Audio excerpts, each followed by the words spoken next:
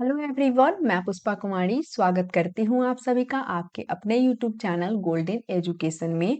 तो आज से हम एक नई सीरीज स्टार्ट करने जा रहे हैं और इस पूरी सीरीज में हम इंडियन पॉलिटी को बहुत ही इजी एंड सिंपल लैंग्वेज में बेसिक से लेकर एडवांस तक कवर करेंगे।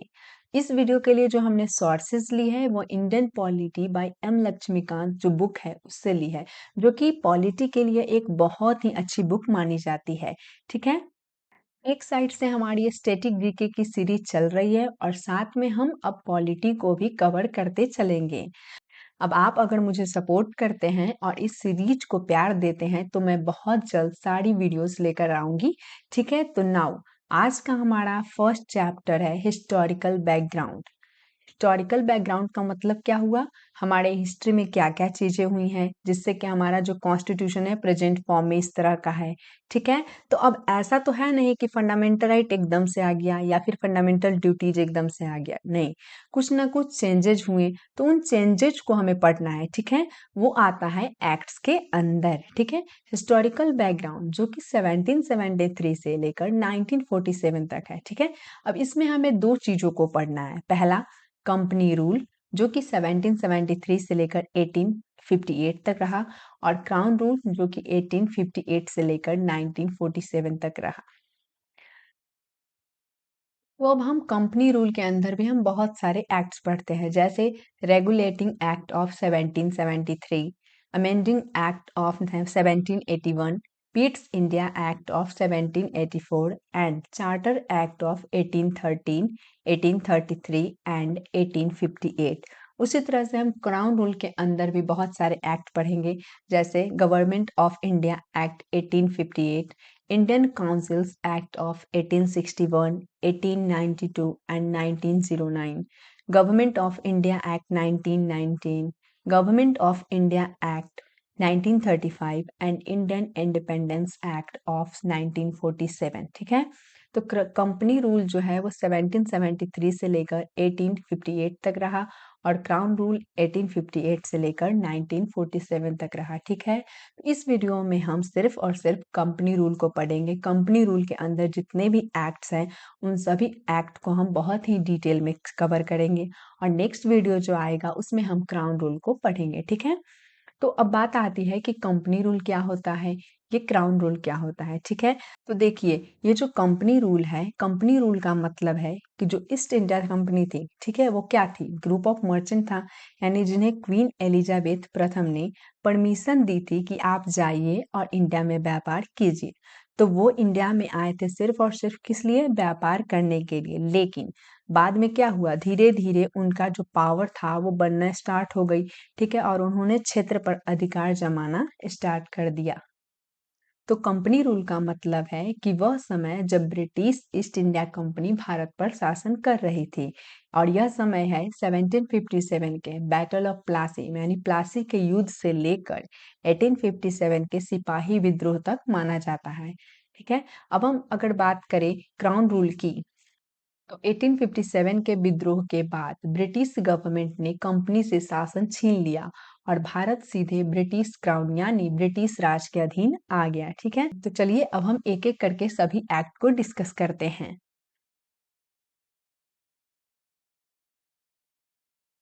तो सबसे पहला एक्ट आता है रेगुलेटिंग एक्ट ऑफ 1773।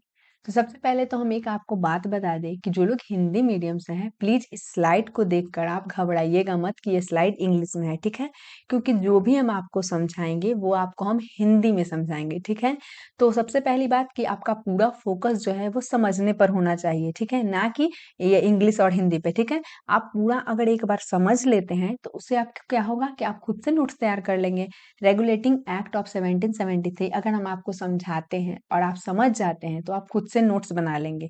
ठीक है, तो आपका पूरा फोकस किस चीज पर होना चाहिए, समझने पर। आपको जो भी हम समझाएंगे वो हिंदी में समझाएंगे। ठीक है, तो पूरा फोकस आप समझने पर रखिएगा। ठीक है, और अगर आपको समझ कर अगर आप नोट्स नहीं तैयार कर पाते हैं तो जो हम बोल रहे हैं आप उसे भी सुनकर नोट्स तैयार कर लीजिएगा।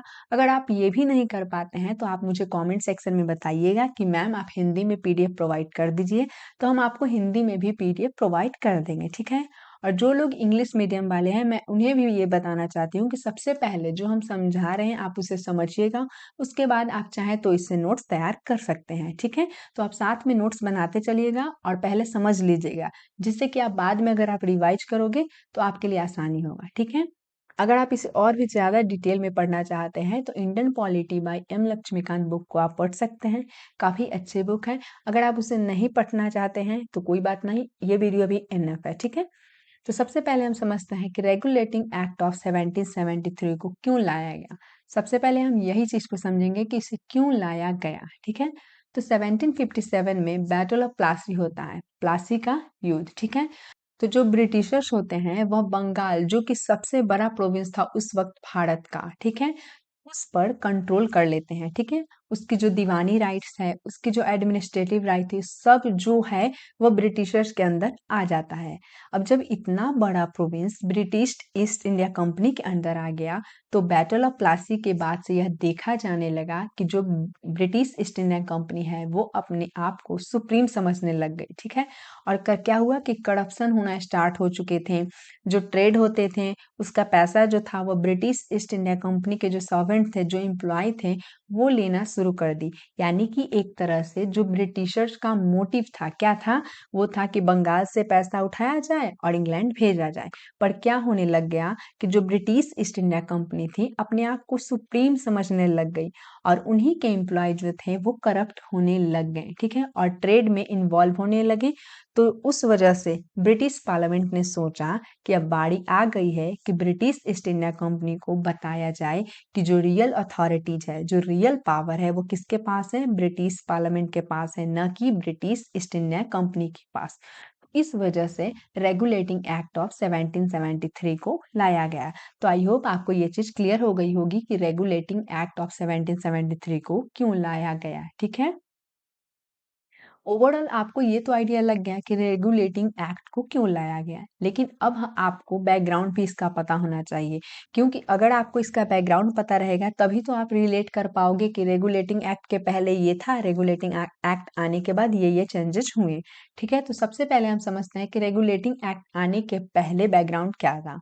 तो सुनो, रेगुलेटिंग एक्ट आने के पहले इंडिया में 3 प्रेसिडेंसी थी, बॉम्बे प्रेसिडेंसी, मद्रास प्रेसिडेंसी और बंगाल प्रेसिडेंसी। और इन तीनों के पास एक एक गवर्नर हुआ करती थी, ठीक है? और ये तीनों इंडिपेंडेंटली वर्क करती थी। और ये रिपोर्ट किसे करती थी? उस टाइम एक कोर्ट ऑफ डायरेक्टर हुआ करता था जिसमें 24 मेंबर होते थे। तो क्या गवर्नर जो थी वो रिपोर्ट करती थी कोर्ट ऑफ डायरेक्टर को। बट रेगुलेटिंग एक्ट आने के बाद इसमें चेंजेस किए गए, ठीक है? तो अब क्या चेंजेस किए गए उसे हम इसमें पढ़ेंगे, ठीक है? तो सबसे पहले हम जानते हैं कि first step to control and regulate the affairs of East India Company in India. India में regulating act of 1773 first step था ईस्ट इंडिया कंपनी के अफेयर्स को कंट्रोल और रेगुलेट करने के लिए। आप इसे ऐसे भी समझ सकते हो, रेगुलेटिंग एक्ट यानी कि ईस्ट इंडिया कंपनी के अफेयर्स को कंट्रोल और रेगुलेट करने के लिए यह पहला स्टेप था, ठीक है? अब नेक्स्ट पॉइंट क्या है? Recognised for the first time the political and administrative functions of the company. इसका मतलब क्या हुआ कि जो कंपनी के पॉलिटिकल और जो एडमिनिस्ट्रेटिव फंक्शन थी उसे पहली बार रिकॉग्नाइज्ड किया गया, ठीक है? पॉलिटिकल फंक्शंस का मतलब क्या होता है? पॉलिटिकल फंक्शन का मतलब होता है टू मेक लॉज, स्कीम्स, मतलब कानून बनाना, स्कीम बनाना, ये सब काम क्या होता है? पॉलिटिकल फंक्शंस होता है। और अगर हम एडमिनिस्ट्रेटिव फंक्शन की बात करें तो ये होता है क्या? लॉ बना है, लॉ को इम्प्लीमेंट करने का काम, स्कीम को इम्प्लीमेंट करने का काम, ये सब वर्क होता है एडमिनिस्ट्रेटिव फंक्शन, ठीक है? अब इस एक्ट में क्या किया गया कि जो पॉलिटिकल फंक्शंस थे और जो एडमिनिस्ट्रेटिव फंक्शन थे, इन दोनों को क्या किया गया इस एक्ट के द्वारा सेपरेट कर दिया गया, ठीक है? ये कहा गया ईस्ट इंडिया कंपनी को कि ये आपका पॉलिटिकल फंक्शन है, ये आपका एडमिनिस्ट्रेटिव फंक्शन है, ठीक है? Laid the foundation of central administration in India. और इंडिया में सेंट्रल एडमिनिस्ट्रेशन की फाउंडेशन रखी गई, ठीक है? अब हम बात करते हैं रेगुलेटिंग एक्ट ऑफ 1773 के फीचर्स को, ठीक है? तो फर्स्ट पॉइंट काफी इंपॉर्टेंट है, ध्यान रखिएगा। जो गवर्नर ऑफ बंगाल थी, ठीक है, उसे क्या बना दिया गया? Governor general of Bengal. Governor of Bengal को गवर्नर जनरल ऑफ बंगाल बना दिया गया, ठीक है? तो हमने पहले आपको क्या बताया कि 3 प्रेसिडेंसी हुआ करती थी, बॉम्बे प्रेसिडेंसी, बंगाल प्रेसिडेंसी और मद्रास प्रेसिडेंसी। ठीक, तो जो बंगाल के गवर्नर थे, ठीक है, बंगाल प्रेसिडेंसी में बंगाल के जो गवर्नर थे उन्हें गवर्नर जनरल ऑफ बंगाल बना दिया गया। ठीक है, और इसे असिस्ट करने के लिए एक एग्जीक्यूटिव काउंसिल बनाई गई 4 मेंबर्स की। ठीक है, 4 मेंबर की एक एग्जीक्यूटिव काउंसिल बनाई गई गवर्नर जनरल ऑफ बंगाल को असिस्ट करने के लिए। ठीक है, first governor general of Bengal कौन बने? Lord Warren Hastings. ध्यान रखिएगा, काफी इंपॉर्टेंट है, इससे डायरेक्ट एग्जाम में क्वेश्चन पूछा जाता है कि first governor general of Bengal कौन थे? तो लॉर्ड वॉरेन हेस्टिंग। ध्यान रखिएगा, काफी इंपॉर्टेंट है। ठीक है, अब दूसरा पॉइंट क्या है? दूसरा पॉइंट है governor of Bombay and Madras made subordinate earlier they were independent. इसका मतलब क्या हुआ? इसका मतलब ये हुआ कि पहले जो बॉम्बे के गवर्नर, मद्रास के गवर्नर, ठीक है, ये सब क्या थे? इंडिपेंडेंट थे। ठीक है, इंडिपेंडेंटली वर्क करते थे, आपको हम पहले बताए हैं। लेकिन इस एक्ट के तहत क्या किया गया? बॉम्बे और जो मद्रास के गवर्नर है उनको सबॉर्डिनेट बना दिया गया। किसका? तो गवर्नर जनरल ऑफ बंगाल का सबॉर्डिनेट बना दिया गया बॉम्बे के गवर्नर और मद्रास के गवर्नर को, जो कि पहले इंडिपेंडेंट वर्क किया करते थे। तो इसका मतलब क्या हुआ? इसका मतलब ये हुआ, तो इसका मतलब आपको समझ आया? इसका मतलब ये हुआ कि बॉम्बे और मद्रास के जो गवर्नर हैं वो रिपोर्ट करेंगे किसे? गवर्नर जनरल ऑफ बंगाल को। और गवर्नर जनरल ऑफ बंगाल किसे रिपोर्ट करेंगी? कोर्ट ऑफ डायरेक्टर जो होती है उसे रिपोर्ट करेंगी। कोर्ट ऑफ डायरेक्टर में कितने मेंबर होते हैं? 24 मेंबर। तो ठीक है, बॉम्बे और मद्रास के जो गवर्नर हैं वो गवर्नर जनरल ऑफ बंगाल को रिपोर्ट करेंगे और गवर्नर जनरल ऑफ बंगाल किसे रिपोर्ट करेंगे? कोर्ट ऑफ डायरेक्टर को। ठीक है, जिसमें 24 मेंबर होते हैं। अब नेक्स्ट पॉइंट आता है establishment of the supreme court at Calcutta. इसका मतलब क्या हुआ कि इसी एक्ट के तहत सुप्रीम कोर्ट की स्थापना की गई 1774 में कलकत्ता में। ठीक है, तो ये काफी इंपॉर्टेंट पॉइंट है। ठीक है, ध्यान रखिएगा, सुप्रीम कोर्ट की स्थापना रेगुलेटिंग एक्ट ऑफ 1773 के तहत की गई 1774 में कलकत्ता में, जिसमें एक चीफ जस्टिस और 3 जजेस हुए। ठीक है, अब पहले चीफ जस्टिस कौन थे? काफी इंपॉर्टेंट है, ध्यान रखिएगा, एलिजा इम्फे। सुप्रीम कोर्ट के पहले चीफ जस्टिस कौन बने? Elijah Impey. ठीक है, अगला पॉइंट क्या है? अगला पॉइंट है prohibition on company servants no acceptance of presents या ब्राइब्स, नो प्राइवेट ट्रेड। इसका मतलब क्या हुआ?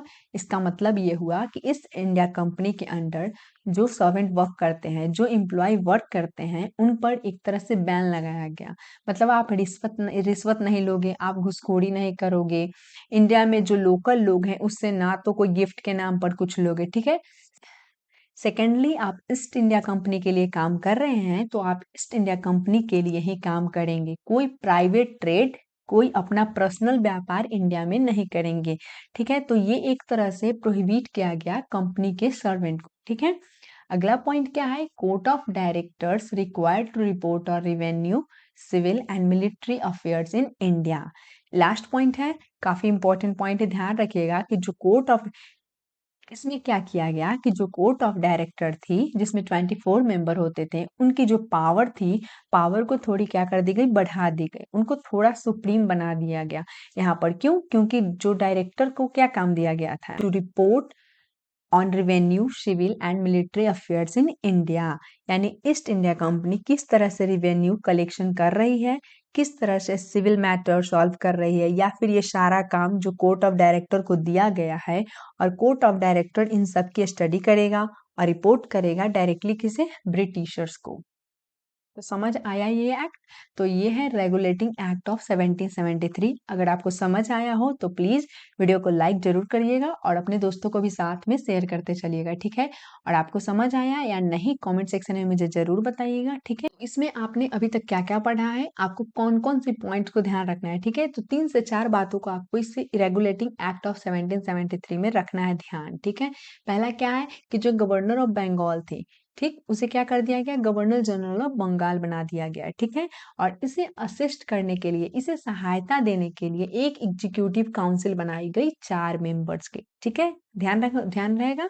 ठीक है, और फिर first governor general of Bengal किसे बनाया गया? लॉर्ड वॉरेन हेस्टिंग्स को। तो ये फर्स्ट पॉइंट हुआ, आप इतना ध्यान रखिएगा। सेकेंड पॉइंट है governor of Bombay and Madras made subordinate earlier. इसका मतलब क्या है कि जो पहले क्या था कि बॉम्बे मद्रास और बंगाल, इन तीनों के पास एक एक गवर्नर हुआ करते थे और वे तीनों इंडिपेंडेंटली वर्क क्या करते थे, ठीक है। वे रिपोर्ट किसे करते थे, वे रिपोर्ट करते थे डायरेक्टली कोर्ट ऑफ डायरेक्टर को। लेकिन इसमें क्या कर दिया गया, बॉम्बे और मद्रास के जो गवर्नर थे उन्हें क्या कर दिया गया, सबऑर्डिनेट बना दिया गया। यानी कि गवर्नर ऑफ बंगाल जो थी उसे गवर्नर जनरल ऑफ बंगाल बना दिया गया, और जो बॉम्बे और मद्रास के जो गवर्नर थे उन्हें सबऑर्डिनेट बना दिया गया। यानी कि इनके पावर को थोड़ा कम कर दिया गया और गवर्नर जनरल ऑफ बंगाल के पावर को बढ़ा दिया गया। अब क्या होगा कि बॉम्बे और मद्रास के जो गवर्नर है वो रिपोर्ट करेंगे गवर्नर जनरल ऑफ बंगाल को, और गवर्नर जनरल ऑफ बंगाल जो है वो रिपोर्ट करेंगे कोर्ट ऑफ डायरेक्टर को, जिसमें 24 मेंबर होते हैं, ठीक है। नेक्स्ट पॉइंट क्या है, थर्ड पॉइंट है, इसमें पहली बार सुप्रीम कोर्ट की स्थापना 1774 में की गई कलकत्ता में, जिसमें एक चीफ जस्टिस और 3 जजेस होंगे, ये फिक्स की गई, ठीक। और फर्स्ट जो चीफ जस्टिस थे, पहले चीफ जस्टिस कौन थे, एलिजा इम्फे, ठीक है, ध्यान रखिएगा। नेक्स्ट पॉइंट हम क्या बताए हैं आपको, नेक्स्ट पॉइंट बताए हैं कि जो कंपनी के सर्वेंट थे उनको प्रोहिबिट किया गया, मतलब उन्हें रोका गया कि वो कोई भी प्रेजेंट्स मतलब घूसखोरी या फिर कोई भी घूस नहीं लेंगे, और ना ही कोई अपना प्राइवेट ट्रेड करेंगे। पहले क्या था कि वो प्राइवेट ट्रेड करते थे और उससे जो पैसा होता था वो खुद रख लेते थे, जिससे क्या होता था कि कंपनी को लॉस होता था। लेकिन इस पर क्या, इस एक्ट में क्या किया गया कि उसे प्राइवेट ट्रेड करने से रोका गया, मना किया गया, ठीक है। अगला पॉइंट क्या है, कोर्ट ऑफ डायरेक्टर, ठीक है। अब इसमें क्या किया गया, लास्ट पॉइंट में क्या किया गया कि जो कोर्ट ऑफ डायरेक्टर की जो पावर थी उसे थोड़ी क्या कर दी गई, बढ़ा दी गई, उन्हें थोड़ा सुप्रीम बना दिया गया, ठीक है। तो आई होप आपको रेगुलेटिंग एक्ट ऑफ 1773 बहुत ही अच्छे से क्लियर हो गया होगा, और आपको समझ आया या नहीं कमेंट सेक्शन में मुझे जरूर बताइएगा, और साथ में वीडियो को लाइक करते चलिएगा, ठीक है। तो चलिए अब हम नेक्स्ट एक्ट को देखते हैं, और नेक्स्ट एक्ट है एक्ट ऑफ सेटलमेंट 1781, ठीक है, जिसे अमेंडिंग एक्ट भी कहा जाता है। अब हम बात करते हैं इसके सबसे पहले फीचर्स की। अब बात आती है कि अमेंडिंग एक्ट 1781 जो है वो इससे क्यों लाया गया। तो ध्यान रखिएगा 1773 का जो रेगुलेटिंग एक्ट था उसमें जो कमियां थी उसको और अच्छे से एक्सप्लेन करने के लिए इसे लाया गया था। अगर हम फीचर्स की बात करें तो फर्स्ट पॉइंट आता है exemption from jurisdiction of supreme court. यानी कि हमने रेगुलेटिंग एक्ट में क्या पढ़ा है कि सुप्रीम कोर्ट की स्थापना कलकत्ता में 1774 में पहली बार की गई थी, ठीक है, जिसमें एक चीफ जस्टिस और 3 अदर जजेज होंगे, ये फिक्स किया गया था। और फर्स्ट चीफ जस्टिस कौन थे, एलिजा इम्फे। लेकिन रेगुलेटिंग एक्ट में क्या हुआ था कि जो गवर्नर जनरल थे और जो सुप्रीम कोर्ट थे इसके पावर को डिफाइन नहीं किया गया था। तो जो अमेंडिंग एक्ट 1781 आया, इसका मेन ऑब्जेक्ट क्या था, इसका मेन ऑब्जेक्ट था गवर्नर जनरल और सुप्रीम कोर्ट के पावर को क्लियरली डिफाइन करना कि सुप्रीम कोर्ट किस किस कामों में हस्तक्षेप कर सकता है और किस किस कामों में नहीं। तो पहला क्या है, exemption from jurisdiction of supreme court for the acts done in the official capacity of Governor General of Bengal, his council, servants of the company and revenue matters plus collection of revenue। इसका मतलब क्या हुआ कि अगर governor general of Bengal अपनी official duty कर रही है, अपना ऑफिशियल वर्क कर रही है, तो सुप्रीम कोर्ट के पास यह पावर नहीं है कि उसे रोके। सुप्रीम कोर्ट के पास सुप्रीम कोर्ट ये नहीं कह सकते हैं कि आप इस काम को नहीं कर सकते, ये सही नहीं है, या फिर अगर उसकी काउंसिल भी वर्क कर रही है, अपना ऑफिशियल ड्यूटी कर रही है, तो उस पर भी सुप्रीम कोर्ट के पास यह पावर नहीं है कि वह उसे रोके कि आप ये कर रहे हो, ये गलत है, ये सही है, नहीं। या फिर अगर कंपनी के जो सर्वेंट है, जो एम्प्लॉय हैं, उसे भी सुप्रीम कोर्ट नहीं रोक सकती। क्यों, क्योंकि जो गवर्नर जनरल ऑफ बंगाल है वो जो अपने काउंसिल को कहेगा वही करेगा, और उसकी जो काउंसिल है, जो उसके कंपनी के जो सर्वेंट है उसको जो कहेगा वही सर्वेंट भी करेगा, ठीक है। अगर रेवेन्यू मैटर या फिर कलेक्शन ऑफ रेवेन्यू की बात आती है, यानी कि टैक्स लगाने की पावर या फिर टैक्स कलेक्ट करने की जो पावर है, इसके ऊपर भी कोई क्वेश्चन नहीं कर सकता है सुप्रीम कोर्ट, ठीक है। But complete control on the inhabitants of Calcutta, यानी कि कलकत्ता के जो इनहैबिटेंट्स हैं, यानी जो लोकल लोग हैं, उसके ऊपर पूरा का पूरा कंट्रोल था सुप्रीम कोर्ट का। तो मेन दो ही रिलीजन थी, हिंदू और मुस्लिम। तो हिंदू को जो सुप्रीम कोर्ट जजमेंट देगी वो हिंदू लॉ के ही हिसाब से, और मुस्लिम्स को जो सुप्रीम कोर्ट जजमेंट देगी वो मोहम्मडन लॉ के हिसाब से, ठीक है। नेक्स्ट पॉइंट है appeals from provincial court governor general in council not to the supreme court. इसका मतलब क्या हुआ? इसका मतलब ये हुआ कि प्रोविंशियल कोर्ट में अगर यहाँ पर कोई जजमेंट आए, मतलब जो विक्टिम्स है अगर वो रिपोर्ट फाइल की थी कि वो सेटिस्फाइड नहीं है प्रोविंशियल कोर्ट से, ठीक है, तो वो कहाँ जाएगा? वो डायरेक्टली सुप्रीम कोर्ट नहीं जा सकता है। वो कहाँ जाएगा? गवर्नर जनरल इन काउंसिल के पास। जब सुप्रीम कोर्ट नहीं थे तभी तो जजमेंट मिलते थे, ठीक है। तो अगर प्रोविंशियल कोर्ट से सेटिस्फाइड नहीं है तो वो कहाँ जाएगा? सुप्रीम कोर्ट नहीं, वो कहाँ जाएगा? गवर्नर जनरल इन काउंसिल के पास। आज के डेट में क्या होता है? आज के डेट में डिस्ट्रिक्ट कोर्ट होता है, पूरे स्टेट में हाई कोर्ट होता है, फिर उसके बाद सुप्रीम कोर्ट होता है। तो पहले आपका केस कहाँ जाता है? डिस्ट्रिक्ट कोर्ट में जाता है। अगर आप वहां से सेटिस्फाइड नहीं होते हैं, जो भी जजमेंट आई है, तो आप हाई कोर्ट में अपील करते हैं। और अगर आप हाई कोर्ट के जजमेंट से भी खुश नहीं होते हैं तो आप सुप्रीम कोर्ट में अपील करते हैं और सुप्रीम कोर्ट की जो भी जजमेंट होंगे आपको माननी पड़ेगी। लेकिन उस टाइम पर ऐसा नहीं था। आप गवर्नर जनरल इन काउंसिल के पास जाएंगे और उसकी जो जजमेंट होगी आपको माननी पड़ेगी। अब नेक्स्ट पॉइंट क्या है? Governor general in council frame regulation for provincial court. यानी कि प्रोविंशियल कोर्ट से रिलेटेड कोई भी लॉ बनाना हो, कानून बनाना हो, तो वो पावर किसके पास जाएगी? गवर्नर जनरल इन काउंसिल के पास, ठीक है। तो आई होप आपको ये एक्ट भी समझ आ गया होगा। इसमें हमने आपको क्या क्या बताया, चलिए एक बार हम इसे रिवाइज कर लेते हैं, ठीक है। तो रेगुलेटिंग एक्ट ऑफ 1773 जो था उसमें क्या था कि सुप्रीम कोर्ट और गवर्नर जनरल की जो पावर थी उसे क्लियरली डिफाइन नहीं किया गया था, जिस वजह से क्या होता था, दोनों के बीच कंफ्लिक्ट होता रहता था। लेकिन इस एक्ट में क्या किया गया, उसे सुधारा गया। इसमें सुप्रीम कोर्ट और गवर्नर जनरल के जो पावर था उसे डिफाइन किया गया। क्या किया गया कि अगर गवर्नर जनरल ऑफ बंगाल, उनकी काउंसिल या फिर सर्वेंट्स ऑफ द कंपनी या फिर रेवेन्यू मैटर या फिर प्लस कलेक्शन ऑफ रेवेन्यू, अगर इस मैटर पर अगर ये सब अपनी ऑफिशियल कैपेसिटी के अंदर काम करते हैं, अपना ऑफिशियल ड्यूटी करते हैं, अपने ऑफिशियल वर्क करते हैं, चाहे वो गलत हो या सही, उस पर सुप्रीम कोर्ट हस्तक्षेप नहीं कर सकती है। सुप्रीम कोर्ट ये नहीं कर सकती है कि ये गलत है आप इसे मत करो, या फिर ये सही है इसे करो। ये पावर सुप्रीम कोर्ट के पास नहीं थे। सुप्रीम कोर्ट के पास पावर था किस चीज का? इनहैबिटेंट्स ऑफ कलकत्ता, यानी कलकत्ता के जो पूरे के पूरे जो लोकल लोग थे उस पर कंप्लीट कंट्रोल किसका था? सुप्रीम कोर्ट का। अगर हिंदू में कोई भी जजमेंट देनी है तो वो हिंदू लॉ के अनुसार देगा। अगर मुस्लिम में सुप्रीम कोर्ट को कोई जजमेंट देनी है तो वो मोहम्मडन लॉ के अनुसार देगा, ठीक है। अब है नेक्स्ट पॉइंट क्या हम पढ़े हैं कि प्रोविंशियल कोर्ट से अगर कोई विक्टिम सेटिस्फाइड नहीं है तो वो डायरेक्टली सुप्रीम कोर्ट नहीं जा सकता है। वो कहाँ जाएगा? गवर्नर जनरल इन काउंसिल के पास, ठीक है। और अगर प्रोविंशियल कोर्ट से रिलेटेड अगर रेगुलेशन बनानी है, कानून बनाना है, तो वो पावर किसके पास थी? गवर्नर जनरल इन काउंसिल के पास, ठीक है। तो आई होप आपको ये एक्ट भी समझ आ गई होगी। तो चलिए अब हम नेक्स्ट एक्ट को देखते हैं। और अगला एक्ट है the Pitt's India act of 1784। Pitt's India act of 1784 को समझने से पहले अब आप थोड़ा रिकॉल करें। रेगुलेटिंग एक्ट में हमने क्या पढ़ा था कि जो पॉलिटिकल फंक्शन है और जो एडमिनिस्ट्रेटिव फंक्शन है उनको रिकॉग्नाइज किया गया, ठीक है। लेकिन पिट्स इंडिया एक्ट में क्या किया गया, जो कमर्शियल फंक्शंस थे, जो कंपनी के पॉलिटिकल फंक्शंस थे, उनको क्या किया गया? डिस्टिंग्विश कर दिया गया, ठीक है। अब जो कमर्शियल फंक्शन है वो कोई और संभालेगा और जो पॉलिटिकल फंक्शन है वो कोई और करेगा, ठीक है। तो जो कमर्शियल फंक्शन क्या होता है, सबसे पहले हम समझते हैं कि कमर्शियल फंक्शंस क्या होता है। तो आप इसे ऐसे समझ सकते हैं कि जो ईस्ट इंडिया कंपनी थी, ईस्ट इंडिया कंपनी जो कि इंडिया में क्या करने आई थी? ट्रेड करने आई थी, सामान को इंपोर्ट करना, एक्सपोर्ट करते थे। तो ये सब क्या है? ये सब है कमर्शियल फंक्शन, यानी व्यापार करना, ठीक है। अगर हम पॉलिटिकल फंक्शन की बात करें तो पॉलिटिकल फंक्शन क्या होते हैं?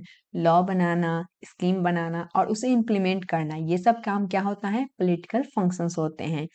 तो पिट्स इंडिया एक्ट आने के पहले जो ईस्ट इंडिया कंपनी के कमर्शियल और पॉलिटिकल फंक्शन थे वो कोर्ट ऑफ डायरेक्टर करती थी जो लंदन में बैठी थी, ठीक है।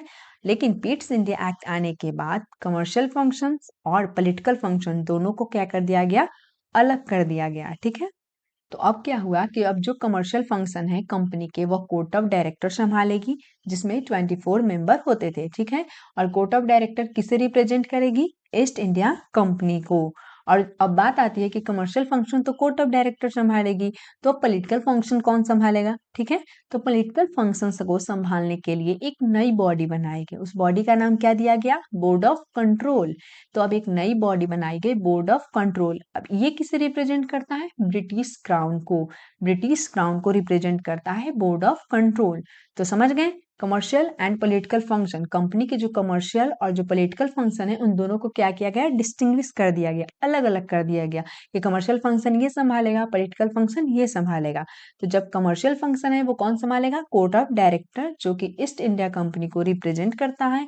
और पॉलिटिकल फंक्शन को संभालने के लिए एक नई बॉडी बनाई गई जो कि है बोर्ड ऑफ कंट्रोल, जो कि ब्रिटिश क्राउन को रिप्रेजेंट करता है। ठीक है, तो अब बोर्ड ऑफ कंट्रोल को सिर्फ पॉलिटिकल फंक्शंस ही नहीं दिए गए थे, कुछ और भी दिया गया, जैसे to supervise and direct all operations of civil government, military government and revenue. यानी कि सिविल गवर्नमेंट, मिलिट्री गवर्नमेंट और रेवेन्यू से रिलेटेड जो भी वर्क होंगे वो सब भी कौन करेगा? Board of control. तो आप देख रहे हैं कि जो बोर्ड ऑफ कंट्रोल जो कि नया बना, जो ब्रिटिश क्राउन को रिप्रेजेंट करेगा, उसके पास कितने पावर्स हैं? बोर्ड ऑफ कंट्रोल जो है वो पॉलिटिकल फंक्शंस को हैंडल करेगा, सिविल गवर्नमेंट को, मिलिट्री गवर्नमेंट को और रेवेन्यू को, इतने सारे काम कौन करेगा? Board of control. और जो कोर्ट ऑफ डायरेक्टर है उसके पास तो कुछ है ही नहीं, सिर्फ कमर्शियल पावर, जो व्यापार से रिलेटेड जो भी वर्क होगा वो कौन करेगा? Court of director. तो इसे ही हम क्या कहते हैं? तो इसे ही हम कहते हैं सिस्टम ऑफ डुअल गवर्नमेंट, यानी डबल गवर्नमेंट की सरकार। ठीक है, तो आई होप ये चीज आपको क्लियर हो गई होगी। सेकंड पॉइंट आता है, companies territories in India was the first time called as a British position in India. इसका मतलब हुआ कि ईस्ट इंडिया कंपनी यहाँ आए थे व्यापार करने के लिए और अपना क्षेत्र विस्तार भी किया। अब तो अभी तक हम उन्हें क्या कहते थे? अभी तक उन्हें हम कहते थे कंपनीज टेरिटरीज इन इंडिया, लेकिन अब अब इन टेरिटरीज को कहा जाने लगा ब्रिटिश पोजीशन इन इंडिया, यानी कि ब्रिटिशर्स की प्रॉपर्टी है इंडिया में। ठीक है, तो आई होप आपको ये चीज क्लियर हो गई होगी। नेक्स्ट पॉइंट क्या है? British government complete control of companies affairs and administration in India. इसका मतलब क्या हुआ कि जो इंडिया में जो कंपनी के अफेयर्स हैं, जो एडमिनिस्ट्रेटिव फंक्शन है, वो सब का कंप्लीट कंट्रोल किसके पास है? ब्रिटिश गवर्नमेंट के पास है। क्यों है? क्योंकि बोर्ड ऑफ कंट्रोल जो वर्क करेगी वो किसे रिप्रेजेंट करती है? ब्रिटिश क्राउन को। अब ब्रिटिश क्राउन के पास ही तो ज्यादा पावर है, क्योंकि वही पॉलिटिकल फंक्शन को भी संभालेगी, civil government, military government, revenue, इन सबसे रिलेटेड जो भी वर्क होगा वो कौन करेगा? Board of control. तो सबसे ज्यादा पावरफुल कौन हुआ? ब्रिटिश गवर्नमेंट ही। ठीक है, तो आई होप आपको ये चीज क्लियर हो गई होगी। Pitt's India act of 1784। तो चलिए अब हम नेक्स्ट एक्ट को पढ़ते हैं, और अगला एक्ट है अमेंडिंग एक्ट ऑफ 1786। ठीक है, इसमें क्या है कि governor general of Bengal lord Cornwallis. इसका मतलब क्या हुआ कि गवर्नर जनरल ऑफ बंगाल जो कि पहले कौन थे? Lord Warren Hastings. अब किसे बनाए जाने की बात की जा रही है? लॉर्ड कॉर्नवालिस को। लेकिन लॉर्ड कॉर्नवालिस जो है वो गवर्नर जनरल ऑफ बंगाल बनने से पहले इसने दो डिमांड किया। अगर ये दो डिमांड पूरा होता है तभी हम गवर्नर जनरल ऑफ बंगाल बनेंगे, अदरवाइज नहीं बनेंगे। तो इनका दो डिमांड क्या था? पहला डिमांड था to override the decision of each council in special cases. यानी पहले हम अभी क्या पढ़े हैं कि जो गवर्नर जनरल ऑफ बंगाल है उसको असिस्ट करने के लिए 4 मेंबर की एक एग्जीक्यूटिव काउंसिल बनाई गई। ठीक है, तो जो 4 एग्जीक्यूटिव जो वो डिसीजन बनाते हैं, जो वो बोलते हैं थे, वही गवर्नर जनरल ऑफ बंगाल करते थे। लेकिन लॉर्ड कॉर्नवालिस ने क्या कहा कि हम कुछ स्पेशल केसेज में जो उनकी काउंसिल है उसके डिसीजन को हम ओवरराइड कर सकते हैं। मतलब कि अगर एग्जीक्यूटिव काउंसिल ने कहा कि आप ये कीजिए, ठीक है, लेकिन अगर मुझे लगता है कि ये सही नहीं है, कुछ और करना चाहिए, तो मैं अपने हिसाब से करूंगा। ये कहा लॉर्ड कॉर्नवालिस ने। लॉर्ड कॉर्नवालिस ने ये कहा। ठीक है, अब इनके डिमांड को एक्सेप्ट भी की गई। अब दूसरा डिमांड इनका क्या था? He would be the commander in chief. यानी पहले क्या था? पहले कमांडर इन चीफ एक अलग पोस्ट होती थी। ठीक है, लेकिन लॉर्ड कॉर्नवालिस ने कहा कि जो कमांडर इन चीफ को हटाया जाए और उसकी जो पावर है वो हमें दी जाए। तो ये दो डिमांड थे लॉर्ड कॉर्नवालिस के, और इन दोनों डिमांड को एक्सेप्ट की गई, मान ली गई, और बने लॉर्ड कॉर्नवालिस जो थे वह गवर्नर जनरल ऑफ बंगाल। तो ये था 1786 का अमेंडिंग एक्ट। तो इस एक्ट में ज्यादा कुछ था नहीं, ठीक है। आप क्लियर हो चुका होगा कि governor general of Bengal lord Cornwallis को बनाया जाने वाला था। तो इन्होंने दो डिमांड किया। पहला demand, to override the decision of his council in special cases, मतलब कि अगर उनके एग्जीक्यूटिव काउंसिल के कुछ डिसीजन अगर उन्हें सही नहीं लगता है तो वो ओवरराइड उनके डिसीजन को कर सकते हैं। और दूसरा था कि कमांडर इन चीफ को हटाया जाए और उसकी जो पावर है वो हमें दी जाए। ये दो डिमांड थे लॉर्ड कॉर्नवालिस को, जिसे कि एक्सेप्ट किया गया और फिर ये बने, लॉर्ड कॉर्नवालिस बने गवर्नर जनरल ऑफ बंगाल, ठीक है। अब हम नेक्स्ट एक्ट को देखते हैं। अगला एक्ट है एक्ट ऑफ 1793। इसमें फर्स्ट पॉइंट क्या है, extending the overriding powers to all the future governor general plus governor of presidencies. इसका मतलब हुआ कि पहले जो लॉर्ड कॉर्नवालिस ने डिमांड किया था, क्या किया था कि अगर वो एग्जीक्यूटिव काउंसिल जो है, अगर उनके डिसीजन उन्हें सही नहीं लगता है तो वो उनके डिसीजन को ओवरराइड कर सकते हैं।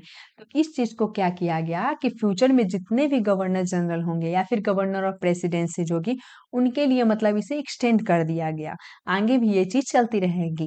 दूसरा पॉइंट क्या है, दूसरा पॉइंट है the governor general was given more power over the governor of Bombay and Madras.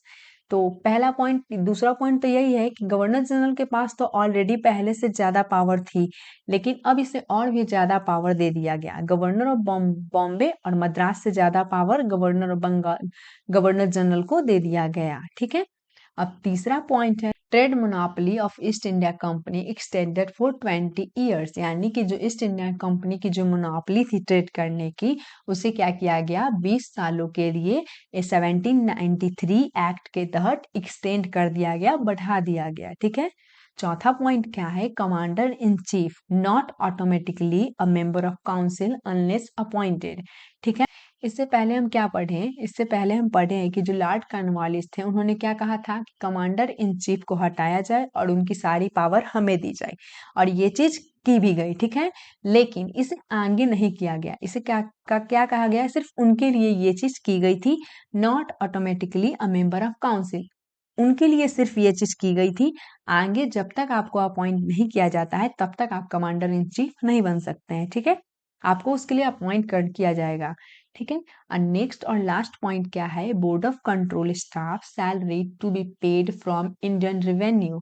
इसका मतलब है कि बोर्ड ऑफ कंट्रोल जो थी, उसके जो स्टाफ थे जो कि लग्जरियस लाइफ जीते थे, तो उनको जो सैलरी दी जाती थी, उनको सैलरी कहाँ से दी जाएगी, अब इंडियन रेवेन्यू से पे की जाएगी, ठीक है। तो ये है एक्ट ऑफ 1793 का एक्ट। इसमें कुछ 3-4 पॉइंट हैं, ध्यान रखिएगा। तो चलिए अब हम नेक्स्ट एक्ट को देखते हैं। और नेक्स्ट एक्ट है चार्टर एक्ट ऑफ 1813। अब चार्टर एक्ट ऑफ 1833 में फर्स्ट पॉइंट क्या है, abolish the trade monopoly of the east India Company in India accept tea and trade with China. इसका मतलब क्या हुआ, इसका मतलब हुआ कि जो ट्रेड मोनोपोली थी ईस्ट इंडियन कंपनी की, उसे अबॉलिश कर दिया गया। ट्रेड मोनोपोली का मतलब क्या हुआ, ट्रेड मोनोपोली का मतलब हुआ कि इंडिया में ईस्ट इंडिया कंपनी को ट्रेड मोनोपोली दी गई थी कि आप जाओ इंडिया में ट्रेड करो। यानी कि केप ऑफ गुड होप के ईस्ट से लेकर स्टेट ऑफ मैगलन के वेस्ट के जितने भी सारे कंट्रीज थे, उन सभी में ट्रेड करने की जो मोनोपोली है, ट्रेड मोनोपोली, वह ईस्ट इंडिया कंपनी को दी गई थी। लेकिन इस एक्ट में क्या किया गया, इसे खत्म कर दिया गया। इसका मतलब कि ईस्ट इंडिया कंपनी के अलावा कोई और कंपनी, ब्रिटिश का कोई और कंपनी वहां पर ट्रेड नहीं कर सकती थी। ये सिर्फ ईस्ट इंडिया कंपनी को ही मोनोपोली दी गई थी। लेकिन इस एक्ट के तहत क्या किया गया, इस चीज को अबॉलिश कर दिया गया, यानी खत्म कर दिया गया। Except tea and trade with China, यानी ईस्ट इंडिया कंपनी को मोनोपोली थी सिर्फ दो चीजों के लिए, पहला टी और दूसरा ट्रेड विथ चाइना, यानी इन दो चीजों के लिए ईस्ट इंडिया कंपनी के पास मोनोपोली थी। और बाकी जितने भी मोनोपोली थी वो क्या कर दी गई, अबॉलिश कर दी गई। सेकेंड पॉइंट क्या है, trade in India was open to all British merchant. पहले क्या था कि जहां ईस्ट इंडिया कंपनी का जो मोनोपोली दी गई है, वहां ट्रेड सिर्फ ईस्ट इंडिया कंपनी ही करेगी, कोई और ब्रिटिशर्स वहां नहीं कर सकते थे। इस एक्ट के तहत जितने भी ब्रिटेन में व्यापारी थे, उन सबके लिए इंडिया में व्यापार करने का रास्ता खोला गया, ठीक है। तो इन ईस्ट इंडिया कंपनी के पास सिर्फ दो चीजों की मोनोपोली थी, एक टी और दूसरा था ट्रेड विथ चाइना। अब नेक्स्ट पॉइंट क्या है, असर्टेड द सॉवरेंटी। अब देखिए जो ब्रिटेन गवर्नमेंट है, जो ब्रिटेन क्राउन है, वो बार बार ये बताता रहता था कि सुपीरियर हम हैं। ईस्ट इंडिया कंपनी आप सिर्फ एक नौकर नौकर सा हो जो हमारे अंडर वहां पर जाकर काम कर रहे हो। हम कभी भी चाहें तो पूरा सिकंजा इंडिया का अपने हाथों में ले सकते हैं। तो ब्रिटिश जो क्राउन थी वो time to time east India को याद दिलाता रहता था। ठीक है, नेक्स्ट पॉइंट क्या है कि allowed Christian missionaries to come to India and preach their religion. इसका मतलब क्या हुआ कि जो क्रिश्चियन मिशनरीज थे उनको प्रचार यानी कि जो ईसाई धर्म के प्रचार करने वाले थे उनको इनवाइट किया गया, कि उन्हें अलाउ किया गया कि आप इंडिया में आ सकते हैं, आप अपने धर्म का प्रचार कर सकते हैं, लोगों को आप बता सकते हैं। ठीक है, नेक्स्ट पॉइंट है provided for the spread of western education in India. यानी इंडिया में इंग्लिश मीडियम के एजुकेशन जो थी वेस्टर्न एजुकेशन को स्प्रेड करने के लिए प्रोवाइड किया गया। अगला नेक्स्ट पॉइंट और लास्ट पॉइंट है authorised local government in India to impose taxes. यानी ईस्ट इंडिया कंपनी ने लोकल गवर्नमेंट को यह राइट दिया कि आप अपनी जनता पर टैक्सेस लगा सकते हैं। तो ये था चार्टर एक्ट ऑफ 1830, जिसमें क्या किया गया, ईस्ट इंडिया कंपनी के जो ट्रेड मोनोपोली थी उसे अबॉलिश कर दिया गया, except tea and trade with China. ठीक है, ध्यान रख, इंपॉर्टेंट है, काफी ध्यान रखिएगा। अगला एक्ट आता है चार्टर एक्ट ऑफ 1833। इसमें क्या किया गया, जो गवर्नर जनरल ऑफ बंगाल थी उसे क्या किया गया, गवर्नर जनरल ऑफ इंडिया बना दिया गया। पहले क्या था, बंगाल प्रेसिडेंसी थी, बॉम्बे प्रेसिडेंसी थी और मद्रास प्रेसिडेंसी थी, तीनों के अपने अपने गवर्नर हुआ करते थे। ठीक है, लेकिन उस टाइम क्या किया गया, रेगुलेटिंग एक्ट ऑफ 1773 में क्या किया गया, गवर्नर ऑफ बंगाल को क्या किया गया, गवर्नर जनरल ऑफ बंगाल बना दिया गया। अब चार्टर एक्ट ऑफ 1833 में क्या किया गया, जो गवर्नर जनरल ऑफ बंगाल था उसे गवर्नर जनरल ऑफ इंडिया बना दिया गया। ठीक है, काफी इंपॉर्टेंट पॉइंट है, ध्यान रखिएगा। एंड नेक्स्ट पॉइंट क्या है, he was given all civil and military powers. ठीक, यानी कि जो भी सिविल या फिर मिलिट्री पावर्स थी वो किसे दे दिया गया, गवर्नर जनरल ऑफ इंडिया को। ठीक है, और फर्स्ट जो गवर्नर जनरल ऑफ इंडिया थे बने, वो कौन बने, लॉर्ड विलियम बेंटिक। पहले गवर्नर जनरल ऑफ इंडिया कौन बने, लॉर्ड विलियम बेंटिक। और पहले गवर्नर जनरल ऑफ बंगाल कौन थे, Lord Warren Hastings. The governors of Bombay and Madras lost their legislative powers. Exclusive legislative power was now with the Governor General of India. It means कि जो governor of Bombay and governor of Madras उनके पास जो भी कानून बनाने के लिए, law बनाने के लिए जो भी थोड़ा बहुत लेजिस्लेटिव पावर थी उसे भी क्या कर दिया गया, उनसे छीन लिया गया। और जो ब्रिटिशर थे वो पूरा का पूरा पावर किसे दे दिए, गवर्नर जनरल ऑफ इंडिया को। जो एक्सक्लूसिव लेजिस्लेटिव जो पावर थी वो अब किसके पास आ गई, गवर्नर जनरल ऑफ इंडिया के पास। अब बॉम्बे या फिर मद्रास या फिर पूरे ब्रिटिश इंडिया के लिए अगर लॉ बनाना है, ठीक, तो वो कौन बनाएगा, गवर्नर जनरल ऑफ इंडिया। ठीक है, नेक्स्ट पॉइंट है laws made earlier was called regulations, under this act they were now called acts. इसका मतलब क्या हुआ कि चार्टर एक्ट ऑफ 1833 के पहले जो भी एक्ट थे उसके तहत जो भी लॉ बनाया जाता था उसे क्या कहा जाता था, regulations. But under this act यानी इस एक्ट के तहत, चार्टर एक्ट ऑफ 1833 एक्ट के तहत अब जो भी लॉ बनेगा उसे अब क्या कहा जाएगा, एक्ट्स। तो समझ आ गया, चार्टर एक्ट ऑफ 1833 के पहले जो भी लॉ बनाए जाते थे उसे हम क्या कहते थे, रेगुलेशन कहा जाता था। लेकिन इस एक्ट यानी चार्टर एक्ट ऑफ 1833 के तहत अब जो भी एक्ट बनाया जाएगा उसे क्या कहा जाएगा, अब एक्ट कहा जाएगा। ठीक है, नेक्स्ट पॉइंट क्या है, east India company lost all commercial function.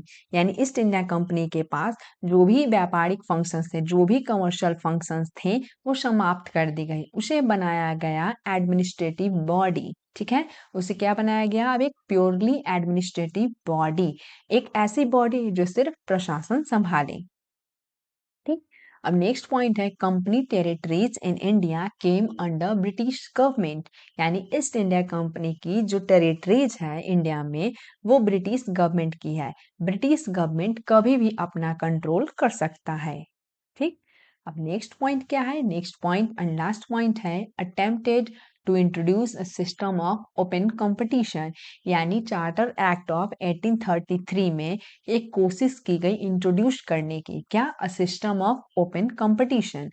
Open competition का मतलब क्या है कि जो इंडियन सिविल सर्विसेज होती थी उसमें अपॉइंटमेंट करनी है, तो उसमें इंडियंस को भी पोस्ट पर आने से नहीं रोका जाएगा। अगर वे किसी पोस्ट के लिए मान लीजिए टेस्ट देते हैं, वो उस टेस्ट को क्लियर करते हैं, अगर वो एलिजिबल हैं तो पोस्ट के लिए तो वो ज्वाइन कर सकते हैं under the east India company.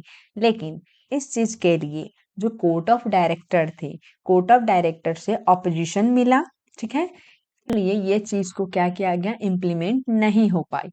Court of director के अपोजिशन मिलने के कारण इस चीज को इम्प्लीमेंट नहीं की गई, लेकिन यही चीज हम नेक्स्ट एक्ट में पढ़ेंगे, वहां पर ये चीज इम्प्लीमेंट हो गई। तो आई होप आपको ये चीज क्लियर हो गई होगी, चार्टर एक्ट ऑफ 1833।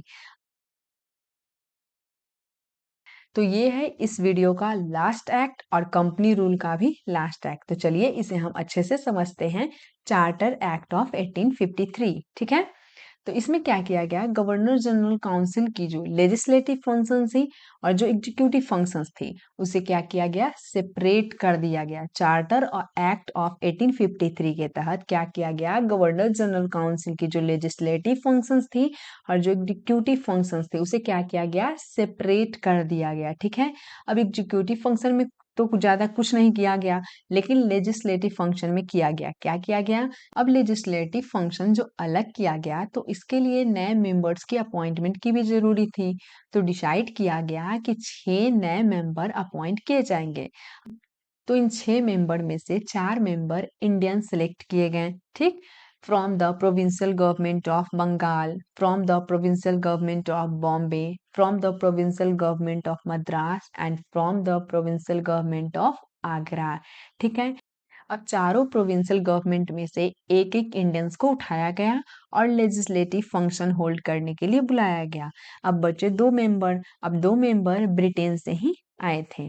अब ये 6 नए मेंबर्स को लेजिस्लेटिव काउंसलर कहा गया। अब ये 6 जो मेंबर हैं वो एक कानून बनाएंगे और इनके लिए एक separate governor general legislative council बनाई गई, ठीक है। और इनके लिए क्या किया गया, एक separate governor general legislative council बनाई गई जिसे इंडियन सेंट्रल लेजिस्लेटिव काउंसिल कहा गया, ठीक।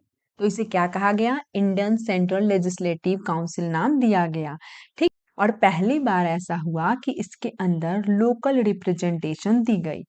अब ये इंडियन सेंट्रल लेजिस्लेटिव काउंसिल थी, वो वर्क करती थी एज अ मिनी पार्लियामेंट। और पहली बार ऐसा हुआ कि लेजिस्लेशन यानी कि कानून बनाने, लॉ बनाने की जो पावर थी, इसे एक स्पेशल फंक्शन माना गया गवर्नमेंट का, ठीक है। सेकेंड पॉइंट क्या है, introduced open competition system for civil servants Indians, ठीक। इसका मतलब क्या हुआ, इसका मतलब हुआ कि इसमें इंट्रोड्यूस किया गया प्रॉपर तरीके से open competition system civil servant के लिए। इसका मतलब हुआ कि प्रॉपर टेस्ट होगा और टेस्ट में जो क्वालिफाई होगा वो हायर पोस्ट के लिए जाएगा, ठीक। तो इसी में इंडियंस को भी परमिशन दी गई कि आप भी एग्जाम देने बैठ सकते हैं, आपका एग्जाम क्लियर होगा तो आपको भी सर्विस ज्वाइन करने का मौका दिया जाएगा, ठीक है।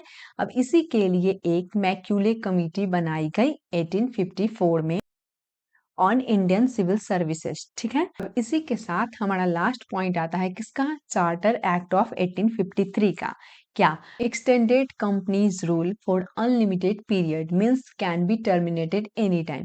इसका मतलब क्या हुआ, इसका मतलब हुआ कि हर बार एक लिमिटेड पीरियड के लिए एक्सटेंड हो रहा था, ठीक, 20 सालों के लिए या इतने सालों के लिए। लेकिन इस बार ईस्ट इंडिया कंपनी का रूल जो एक्सटेंड हुआ वो अनलिमिटेड टाइम पीरियड के लिए एक्सटेंड हुआ, means it can be terminated any time, यानी कि ईस्ट इंडिया कंपनी को किसी भी टाइम टर्मिनेट किया जा सकता है। तो टारगेट यही था, ठीक है। तो ये था चार्टर एक्ट ऑफ 1853। तो आई होप आपको समझ में आया होगा इसमें क्या किया गया, गवर्नर जनरल इन काउंसिल जो था उसके जो लेजिस्लेटिव फंक्शंस है और जो एग्जीक्यूटिव फंक्शंस है उसे क्या किया गया, अलग कर दिया गया। लेजिस्लेटिव फंक्शंस के लिए 6 नए मेंबर अपॉइंट किए गए, जिसमें 4 जो मेंबर थे वो इंडियंस थे और जो 2 लोग थे वो थे ब्रिटेन से थे, ठीक है। अब इन 6 मेंबर्स को लेजिस्लेटिव काउंसलर कहा गया और इनके लिए एक separate governor general legislative council बनाई गई, ठीक है। और इसे ही क्या कहा गया, इंडियन सेंट्रल लेजिस्लेटिव काउंसिल। जो इंडियन सेंट्रल लेजिस्लेटिव काउंसिल थी वो कैसे काम करती थी, एज अ मिनी पार्लियामेंट, ठीक है।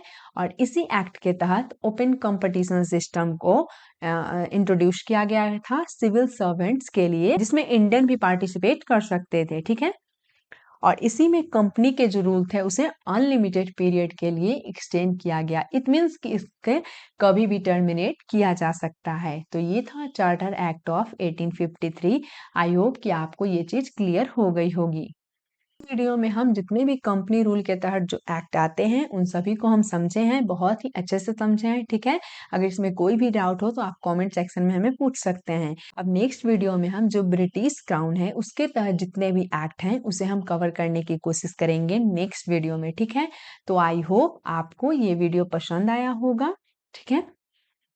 अगर आपको ये वीडियो पसंद आया हो तो वीडियो को प्लीज लाइक करें, चैनल को सब्सक्राइब करें और अपने दोस्तों के साथ शेयर जरूर करें। और कमेंट सेक्शन में मुझे प्लीज जरूर बताएं कि वीडियो कैसा लगा आपको, आपको समझ में आया या नहीं। पीडीएफ के लिए आपको क्या करना है, गोल्डन एसो टेलीग्राम चैनल को आप ज्वाइन कर लीजिएगा, वहां पर आपको हम पीडीएफ प्रोवाइड कर देंगे। और अगर आपको हिंदी में चाहिए तो आप हमें कॉमेंट सेक्शन में बताइएगा, तो हम आपको टेलीग्राम पर जो पीडीएफ प्रोवाइड करेंगे वो हिंदी और इंग्लिश दोनों में प्रोवाइड कर देंगे, ठीक है। तो वीडियो कैसा लगा कमेंट सेक्शन में मुझे जरूर बताइएगा। मिलते हैं फिर नेक्स्ट वीडियो में, तब तक के लिए all the best for your exam.